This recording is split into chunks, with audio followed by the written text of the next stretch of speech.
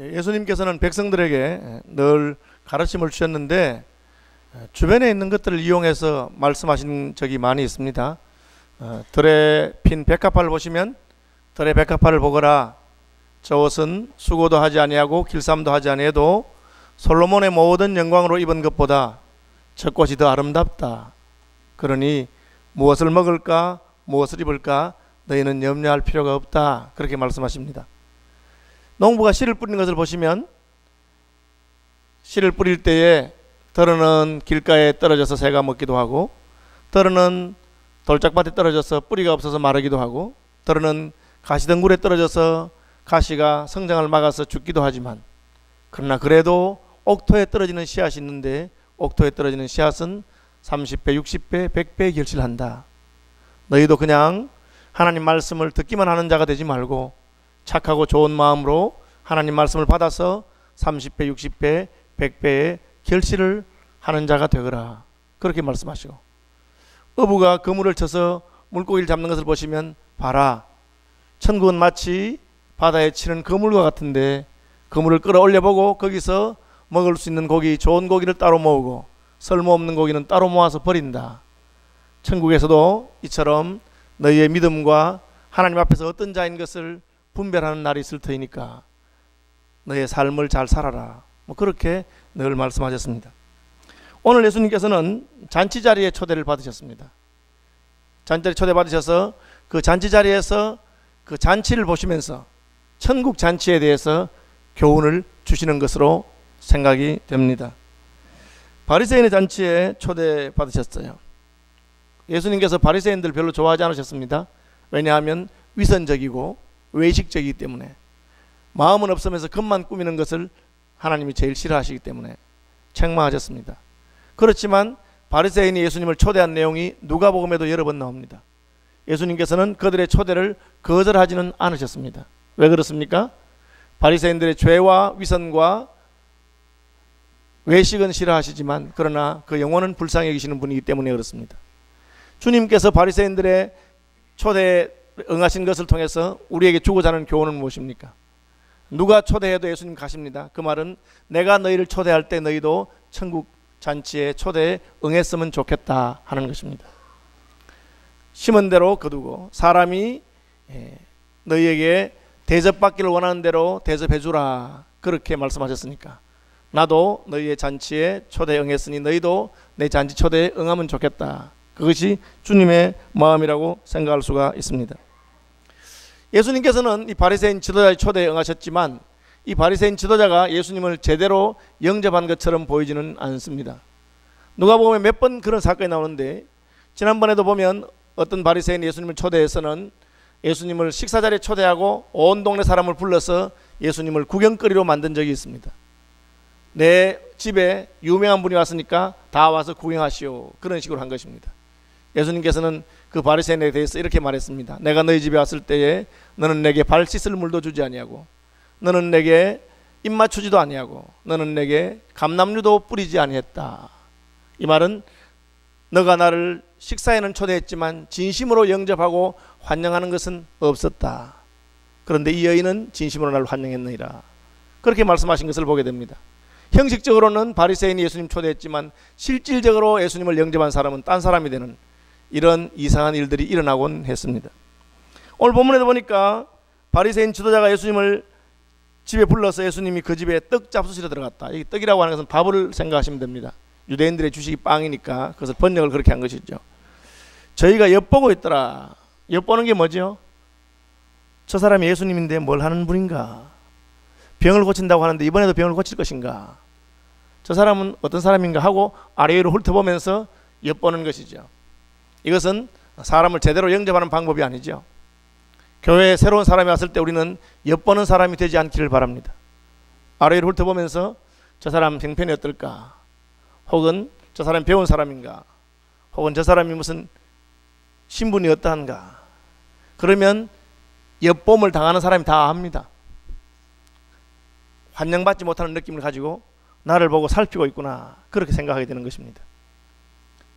엿보지 말고 똑바로 보시길 바랍니다. 보시고 그 사람이 오시거든 먼저 인사하시고 안녕하세요. 저는 누구입니다. 그리고 혹시 저희 교회 처음 오셨나요? 혹은 저희 등록하신 분인가요? 자기소개를 하고, 그리고 자기 마음에 있는 것을 먼저 내어놓고 진심으로 대화하고 교제하기 원하는 그런 표시를 하시기를 바랍니다. 예수님을 초대해놓고 사람들이 엿보고 있습니다. 그것은 진실로 예수님을 영접하는 태도가 아니었습니다. 눈칫밥을 먹게 한다는 말이 있죠, 우리말에. 이제 부모가 없는 자녀가 친척 집에 가서 이렇게 얹혀서 산다고 합시다. 그러면 한 집에 살면서 같은 음식을 먹는데 얹혀 사는 애는 몸이 더 약하고 마르고 그렇습니다. 왜 그럴까요? 눈칫밥을 먹어서 그럴 겁니다. 반찬 하나 먹어도 눈치가 보이고, 저놈이 그냥 얹혀 사는 주제에 뭘 저렇게 많이 먹나 그렇게 말하는 것 같고, 그러면 먹어도 배가 부르지도 않고 먹어도 몸에 도움이 되지 않는 것을 우리가 보게 되는 것이죠. 그래서 예수님을 모셨으면 진심으로 모시는 표시를 해야 되는데, 그렇게 하지 않으면 하나님께서는 그걸 받지 않는다고 되어 있어요. 구약 성경에 하나님께 바치는 음식이 있습니다. 제사지요. 이사야 선지자가 백성들을 책망하면서 너희가 내게 제사를 아무리 많이 드려도 이제 싫다. 왜? 이 백성이 입술로는 나를 공경하지만 마음은 내게서 머니. 내가 무슨 고기가 먹고 싶어서 너희에게 짐승을 잡아서 그 기름을 태워서 향기를 올리라고 했느냐. 그렇게 말씀하시는 것입니다. 사람을 초대했으면 진심으로 환영하고 영접하는 것이 필요합니다. 주님께서는 우리에게 그것을 기대하십니다. 예배하러 왔으면 마음을 다해서 하나님을 생각하고 하나님을 높이고 하나님을 예배해야 하나님이 그 예배를 받으실 것입니다. 여러분, 기왕에 예수님을 초대했으면, 예수님을 영접했으면 중심으로 초대받은 예수님께서 이 사람이 나를 진실로 원하는구나, 나를 진실로 환영하는구나 하는 그런 마음이 들도록 모시는 분들이 되시기를 바랍니다. 그러면 주님께서도 우리를 영접하실 것입니다. 나를 소홀히 여기는 자를 내가 소홀히 여기고 나를 존중하는 자를 내가 존중하겠다고 말씀하셨고, 누구든지 나를 영접하는 자에게 하나님의 자녀가 되는 권세를 주신다고 하셨기 때문에 그렇습니다.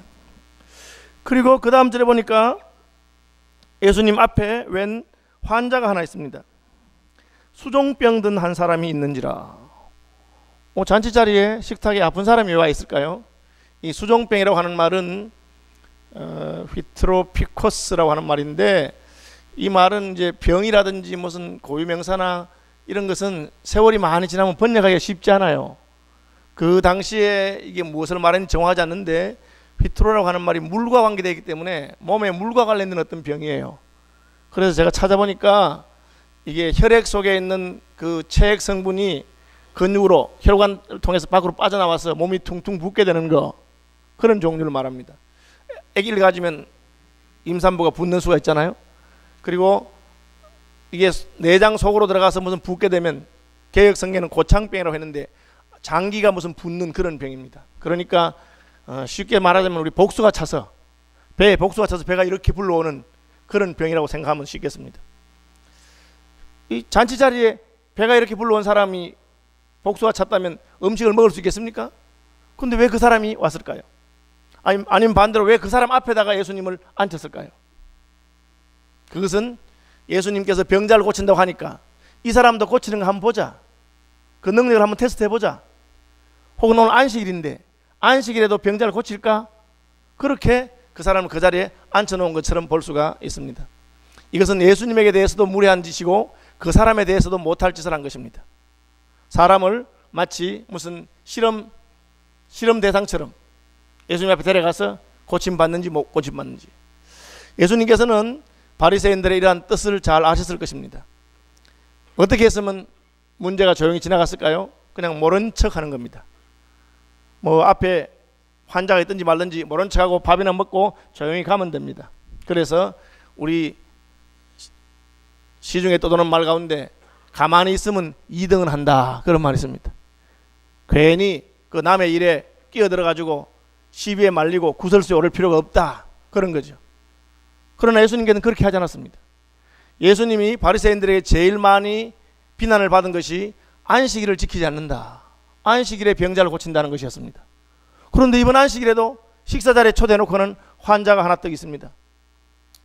예수님 그냥 아무 탈 없이 조용히 지나가려면 그 사람을 고치지 않으면 되는 것이죠. 그냥 버려두면 됩니다. 그런데 예수님께서는 그렇게 하지 않으시고 그 사람을 고쳐 주었습니다. 왜 그렇게 하셨을까요? 그것이 바로 천국 잔치에 참여한 사람들의 태도와 관련이 있습니다. 누굽니까? 나와 함께 식탁에 앉아있는 사람입니다. 다시 말하면 식구죠. 예수님은 식탁에 같이 앉는 것을 굉장히 귀한 것으로 생각했습니다. 다시 말하면 예수님이 바리새인의 식탁에 앉은 것도 그 바리새인을 굉장히 존중해 준 것입니다. 예수님의 제자 가운데 예수님을 배신한 가룟 유다에 대해서 예수님이 애통한 마음으로 말하기를 나와 함께 식탁에 앉는 자가 나를 배신했다고 그렇게 말했습니다. 내가 식구에게 배신을 당했다는 것이죠. 그러니까 예수님에게 있어서 이 식탁이라고 하는 것, 천국 식탁이라고 하는 것은 한 가족들의 자리인 것을 말하고 있습니다. 주님께서는 안식일 날 그 사람을 고친 것 때문에 어려움을 당할 수 있었지만 두말하지 않고 그 사람을 고쳐주셨습니다. 고치면서 내가 왜 고치느냐에 대해서 주님께서 이렇게 설명하십니다. 너희 집에 아들이나 소가 우물에 빠졌으면 건지지 않겠느냐 이 말입니다. 무슨 말씀입니까? 가족이란 말이죠. 내 자식이 물에 빠졌으면 안식일이라고 안 건지겠습니까? 건지죠. 그것이 바로 가족입니다. 주님께서는 천국의 식탁에 참여하는 사람들은 서로가 서로에 대해서 가족인 것을, 서로가 서로를 사랑하는 것을 말씀하고 계신 것입니다.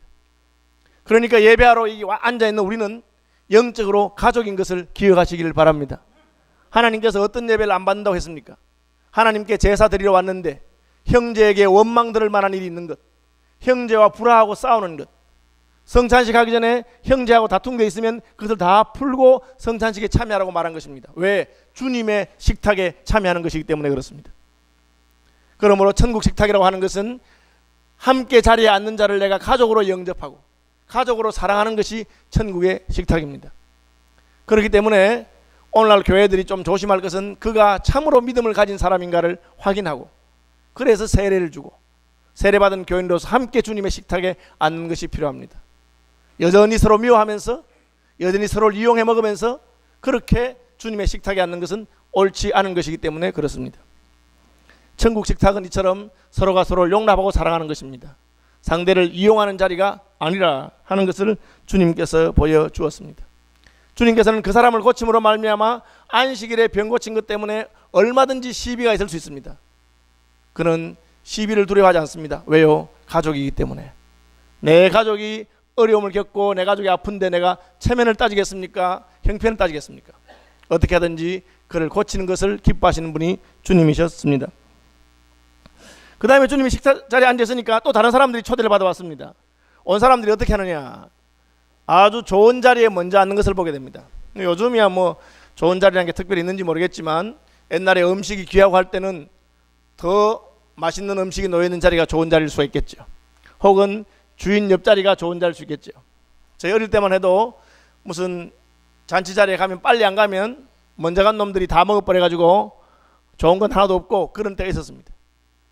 어쨌든 식사 자리에 너도 나도 좋은 자리, 맛있는 음식이 많은 자리, 뭐 그런 자리를 찾아서 갑니다. 주님께서는 그걸 보시고 또 한마디 하셨습니다. 잔치에 초대받거든 높은 자리에 앉지 말고 저 제일 말석에 가서 앉아라. 왜요? 그것이 천국 백성들이 잔치에 참여하는 방법입니다. 우리네 어머니들이 어떻게 하셨는가를 통해서 이것을 잘 알 수 있습니다. 우리가 식사를 하다 보면 어머니는 항상 좋은 부분, 맛있는 부분은 아버지 드리고 자식들 드리고 자기는 제일 남은 것만 골라서 먹습니다. 우리 장모님도 늘 그렇게 하시더라고요. 그저 물으니까 장모님 왜 그렇게 하세요? 좋은 거 드세요. 이러면 나는 청소부대 아이가 뭐 이렇게 하시더라고요. 찌끄레기만 남은 거 다 드신다 그 말인 것 같아. 세월이 지나고 나면 그게 바로 우리네 어머님들의 자식 사랑이며 우리네 어머님들의 남편 사랑이고 가족 사랑이었구나 하는 것을 우리가 깨닫게 되고 참 뭉클하고 후회가 되고 미안하고 그런 마음이 들 때가 있는 것입니다. 천국 백성이라고 하는 것은 다른 사람에게 더 좋은 것을 줄 줄 알고 다른 사람에게 더 좋은 자리를 베풀 줄 알고 그것이 바로 겸손과 배려인 것입니다. 예수님께서는 천국에서는 겸손한 자들의 잔치가 천국이다. 잘난 척하는 자들의 잔치가 아니다. 천국 잔치에 참여한 사람들은 누구라도 저기 말석에 가는 것을 기뻐한다. 그래서 십자가를 지시기 전에 예수님께서 제자들의 발을 씻기시면서, 그것이 최후의 만찬이라고 하는 잔치 자리에서 제자들의 발을 씻기시면서, 세상에서는 높은 사람, 귀한 사람들이 큰 소리치고 너희를 누르지만 하나님 나라에서는 그렇지 아니하니 내가 주와 선생이 되어서 너희의 발을 씻긴 것을 보고 너희도 형제들의 발을 씻기는 자가 되고, 천국에서는 지극히 낮은 자가 더 높은 자요 남을 섬기는 자가 더 귀한 자인 것을 알아라. 그렇게 말씀하셨습니다. 여러분, 우리가 천국 잔치를 사모하는 자라면 천국 잔치에는 겸손한 사람, 남을 배려하는 사람, 함께 자리에 앉은 자를 가족으로 생각하는 사람, 그런 사람들이 가는 잔치인 것을 기억하시기를 바랍니다. 주님께서 말씀하신 걸 들은 자 중에 어떤 분이 예수님이 지금 식탁에서 하시는 말씀은 천국 잔치를 말씀하실 것이구나, 그렇게 깨달은 사람이 있었습니다. 그래서 이렇게 말합니다. 하나님 나라에서 떡을 떼는 사람이 복이 있습니다. 지당한 말씀이죠. 맞는 말입니다. 여러분 모두 천국에서 잔치에 참여하는 분들이 되시기를 바랍니다. 그것이 복된 것입니다. 천국 잔치에 참여하는 것이 복이 있습니다. 그러니까 예수님께서 교훈을 한마디 더 하셨습니다. 그래, 너 말 잘했구나. 천국 잔치에 참여하는 사람, 하나님 나라에서 떡을 떼는 사람이 복된 사람 맞다. 그런데 너는 그 천국 잔치에 참여할 준비가 되어 있느냐? 그렇게 물으신 것입니다. 우리 중에 아무도 천국 가기 싫은 사람은 없을 것입니다. 지옥 가고 싶은 사람이 어디 있겠습니까? 우리는 다 천국을 사모하고 천국에서의 삶이 복된 것을 믿는 사람들입니다. 그러나 주님께서는 천국 잔치에 참여하는 것이 복되다고 말을 한다고 해서, 천국 잔치에 참여하는 것이 좋은 것이라는 것을 안다고 해서 그 사람이 천국 잔치에 참여하는 것은 아니다, 그렇게 가르쳐주고 있습니다. 어떤 임금이 잔치를 베풀었는데 초대장을 보내니까 전부 다 참석한다고 했습니다. 누가 참석하지 않겠습니까? 임금님의 잔치인데 얼마나 산의 진미와 아름다운 음식들이 가득하겠으며 얼마나 멋진 사람들이 거기 초대받았겠습니까? 그 사람들과 관계를 맺고 좋은 음식 먹고 즐거운 시간 보내는 것이 얼마나 좋은 일입니까? 다 간다고 했습니다. 그래서 임금이 초대한 사람들의 숫자를 따라서 음식을 많이 준비하고 모든 준비가 끝난 다음에 종들을 보내서 그 사람들을 모시고 오라 그랬습니다. 그런데 이게 웬일입니까?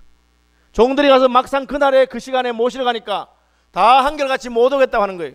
한 사람은 나는 논을 좀 사서, 밭을 사서 새로 산 밭을 등기를 해야 되는데 시간이 없다고 말합니다. 이해가 되죠? 밭을 샀으니까 등기를 해야 될 거 아닙니까? 살펴봐야 될 거 아닙니까? 다음 사람에게 갔습니다. 나는 소 5개를 10마리입니다. 소를 10마리 샀는데 이 소를 한번 테스트를 해봐야 되겠다. 이해가 되죠? 충분히 가능한 일 아닙니까? 소를 샀으면 한번 테스트 해봐야 될 거 아닙니까? 못 하겠다고 합니다. 그 다음 사람에게 갔습니다. 나는 장가를 가야 돼서 결혼식을 해야 되는데 어떻게 하겠느냐. 이건 뭐 더 이해가 됩니다. 결혼식 하는데 어떻게 잔치 오겠어요? 종이 돌아가서 임금에게 말했습니다. 이분은 이래서 못 오고 저분은 저래서 못 오고 저분은 저래서 못 오고 다 못 온다고 합니다. 그런데 임금의 반응은 노여움이었습니다. 그래? 못 온다는 거지? 알았다. 그런 놈들 필요 없다. 오지 말아 해라. 그럼 잔치는 베푸는데 어떻게 할까요? 그 사람들 필요 없고 길과 거리로 나가서 소경이든지 아픈 사람이든지 백수든지 할 일 없는 사람들 다 불러 모아서 내 잔치 자리를 채우면 좋겠다. 그래도 자리가 남는데요, 길과 생울타리로 가서 벽에 기대서 놀고 있는 사람, 할 일 없는 사람 다 강권해서 내 자리를 채워라. 그렇게 말했습니다. 주님이 이 말씀은 무엇입니까? 천국 가고 싶습니다. 나는 하나님의 천국 잔치에 참여하고 싶습니다 라고 말한다고 해서 그 사람이 반드시 천국 잔치에 가는 것은 아닙니다. 그냥 뭐 괜찮은 거니까, 좋은 거니까, 예수 믿어서 구원받고 천국 간다니까 나도 믿는다고 이름 올려놓으세요. 그렇게 말한다고 해서 그 사람이 천국 가는 거 아니에요. 왜? 결정적인 순간에 내가 왕의 잔치에 가기 위해서는 밭을 산 그 뒤처리를 포기해야 될 때가 있고, 소를 사고 해야 될 그 일을 잠깐 물려두고 해야 될 일이 있고, 심지어 결혼식을 연기하고 가야 될지도 모르는 그런 일이 닥치면 안 한다는 거죠. 이건 뭘 말합니까? 진짜 천국 잔치를 귀하게 생각하고 진짜 나를 초대하신 하나님을 존중하고 진심으로 내가 거기 가야 되겠다고 생각하지 않는다면 갈 수 없다는 것을 말합니다. 아시는 분들은 다 아시겠지만 제 방에 가면은 그림이 좀 걸려 있습니다. 제가 그 좋아하는 우리 박신호 화백 작품을 제가 셋도로 사서 이렇게 걸어놓고 있습니다. 근데 뭐 다 하나 아니지만 어떤 분 와서 그림만 쳐다보는 분들이 혹 있어요. 그래서 목사님 이 누구 작품입니까? 그림이 참 마음에 듭니다. 참 좋습니다. 그럼 제가 이제 한 점 줄까 속으로 줄까 생각하는 거죠. 근데 뭐 그냥 막 줄 수는 없잖아요. 제가 테스트를 합니다. 뭐로 테스트 하느냐? 그림에 관심 있으세요? 예, 관심 있습니다. 한 점 사실래요? 그럼 파는 겁니까? 예, 뭐 쌉니다. 얼만데요? 예, 작은 거 하나에 400만 원입니다. 그럼 어떤 분 얼굴빛이 싹 갑니다. 그러고 다시는 그림 이야기 꺼내지 않습니다. 그럼 저도 그림 이야기 안 꺼냅니다. 근데 어떤 분은 어머나 역시 그림이 좋더니만 그 정도는 받아야죠. 참 좋은 그림이네요. 어떻게 한 점 구해드릴까요? 예, 제가 그걸 돈은 언제까지 내야 되나요? 좀 진지하게 진짜 제가 한 점에 400만 원을 했는데도 사겠다고 하는 분, 그런 분이 있어요. 그럼 제가 아무 말 하지 않고 갈 때 하나 고르세요 하고 드립니다. 그래서 그림 미국에도 가 있고 뭐 외국에도 가 있고 많이 가 있습니다. 왜? 진짜 그림을 좋아하는구나. 진짜 저 사람은 대가를 지불하고서라도 한 점 하고 싶은 마음이 있구나. 그렇게 그런 마음이 들면 주는 거죠. 그냥 그림 좋네요. 예, 뭐 마음 드십니까? 예, 듭니다. 뭐 별로 비싸지 않습니다. 한 점에 400만 원입니다 하고 그 다음에 입죽 다물면 제가 속으로 아이고 별로 좋아하지도 않으면서 괜히 남의 방에 많이 걸려 있으니까 하나 줄까 싶어서 말했구나 이러고 제가 끝입니다. 무슨 말씀인지 아시겠죠? 예, 나를 존중하는 자를 내가 존중하겠다고 그랬습니다. 하나님의 잔치자리에 참여하고자 하면서 아니 지옥 가는 것보다 천국 가기 낫지 뭐 어차피 둘 중에 하나 갈 거면 천국 가지 누가 천국 안 가려고 하겠어요. 그러나 그 천국 가는 것에 만약에 대가를 지불하고도 가겠느냐 그렇게 물을 때 주님이 무슨 우리의 대가를 바래서가 아닙니다. 우리가 참으로 주님께서 내게 주시고자 하는 그 천국 잔치에 참여하고 싶은 마음이 진심으로 있는가 하는 것을 물어보는 것입니다. 뭐 그것도 있으면 좋지만 뭐 딴 거 하고 이렇게 안 바쁠 때 별로 뭐 내 재정에 손해가 안 날 때 그렇다면 내가 가겠다 그렇게. 그것은 참으로 주님을 존중하는 것도 아니고 귀하게 여기는 것도 아닙니다. 우리는 다니엘이 사자굴 속에 들어가서도 안전하게 나온 기적을 보고 놀랍니다. 다니엘이 느부갓네살 왕의 꿈을 해석한 것을 보고 놀랍니다. 왜 다니엘은 그런 능력을 얻었을까요? 그는 기도하는 것을 귀하게 생각하는 사람이었습니다. 한 달 동안은 아무에게도 기도하지 말라고 하는 왕의 조서에 옥새가 찍힌 것을 알고도 만약에 기도하면 사자굴에 들어간다는 것을 알고도 그는 기도하기를 싫은 죄를 범치 아니하고 자기 나라와 민족을 위해서 예루살렘을 향한 창문을 열어놓고 기도했습니다. 그는 하나님께 기도하는 것이 얼마나 귀중한 것인가를 아는 사람이었습니다. 그렇기 때문에 하나님께서는 그의 기도에 놀랍도록 응답하신 것입니다. 여러분, 천국 백성이 되기를 원하십니까? 여러분, 천국 잔치에 참여하는 자가 되기를 원하십니까? 다 원한다고 생각합니다. 주님께서 여러분에게 물으실 것입니다. 너는 대가를 치를 준비가 되어 있느냐? 물으시는 것입니다. 대가는 뭐예요? 그냥 공짜면 내가 받지만 내 주머니에 있는 돈 5천 원만 달라 해도 난 천국 안 갈래. 왜? 5천 원은 현찰이니까. 천국은 모르는 일이잖아. 그런 사람은 믿음이 없는 사람입니다. 주님께서 여러분에게 선택할 것을 물으실 것입니다. 그것이 주님께서 하신 말씀입니다. 안 옵니다. 주님 필요 없다고 하십니다. 장가가거라. 그걸 선택했으니까 장가가거라. 돈을 선택했으니까 돈 가지고 살아라. 논과 밭을 선택했으니까 논과 밭을 치고 천국까지 오는가 보자. 선택해라. 그러나 내 잔치에는 참여하지 못할 것이다. 그럼 임금님이 벌려놓은 이 잔치에는 누가 옵니까? 아무나 데리고 온다. 갈 데 없는 사람, 돈 없는 사람, 가난한 사람, 병든 사람. 그런 구질구질한 사람들 불러다가 뭘 하시려고 그럽니까? 그것이 예수님께서 하신 말씀입니다. 왜요? 주님에게는 가난하고 병들고 못나고 구질구질한 사람이라도 예수 그리스도께서 그를 얼마든지 귀하고 멋있고 지혜로운 자로 바꾸실 수 있는 능력 있는 분이기 때문에 그렇습니다. 있는 모습 그대로 병자라도 좋다 와라, 가난해도 좋다 와라. 너는 너의 대가를 지불할 각오가 되어 있느냐? 여러분, 가난하고 시간이 많다고 대가를 지불하는 것도 아닙니다. 제가 개척하던 초기에 노숙자들이 불쌍해가지고 공원에 있는 분들 와서 대접도 하고 하려 했는데 한 번은 그 한 사람은 와서 식사를 또 먹고 그다음에 그분 우리가 집도 구해주고 해서 했어요. 자기하고 같이 있는 친구들이 있다는 거야. 같이 노소하는 친구들이 있는데 그 친구들 좀 도와달라. 그 저희 가서 예배당에 식사를 잘 차려놓고 가서 저기 점심 식사 하러 오시죠. 안 와. 왜 안 오는지 압니까? 그냥 음식 들고 와서 갖다 바치래. 귀찮아서 못 가겠대. 안 갖다 바쳤습니다 저희가. 예, 그냥 굶고 계세요 그냥. 예. 그래서 제가 깜짝 놀랐습니다. 아무것도 할 일 없는 사람이야. 그런데 마음이 없으면 음식을 차려놓고 와서 식사하러 오라 해도 안 옵니다. 그냥 들고 와서 자기 앞에 탁 차려가지고 주면 먹겠다. 아마 들고 오면 떠먹여 달라고 할지 모르죠. 여러분, 이런 가난의 문제가 아니고 부유함의 문제가 아닙니다. 어떤 사람은 온 천하를 다 가지고 있어도 하나님 앞에 얼마나 겸비한지 모릅니다. 여러분, 겸손한 사람들이 되시길 바랍니다. 가진 것 없으면서도 얼마든지 그만할 수 있습니다. 반면 우리가 가진 것 없어도 주님 부르실 때 우리는 그대로 가면 됩니다. 나는 예수 믿기에는 너무나 가난하고 나는 예수 믿기에는 너무나 못나서 나 같은 것도 예수 믿을 수 있겠느냐? 아닙니다 여러분. 그래서 보리떡 5개만 있어도 주님에게 드리면 주님은 그것을 사용하셔서 5,000명을 먹이시고 12바구니가 남게 하시는 능력의 하나님이십니다. 왕이 너희들이 나를 몰라봤구나. 너희들이 나를 우습게 봤구나. 내가 너희가 잘나서 능력이 있어서 똑똑해서 부른 줄 알았느냐? 은혜로 부른 줄 모르고 오지 마라. 필요 없다. 너희가 오지 않아도 난 얼마든지 병든 자들과 가난한 자들과 못난 자들을 통해서 지혜롭고 똑똑한 자를 부끄럽게 할 수 있는 내가 바로 만군의 여호와 하나님이니라.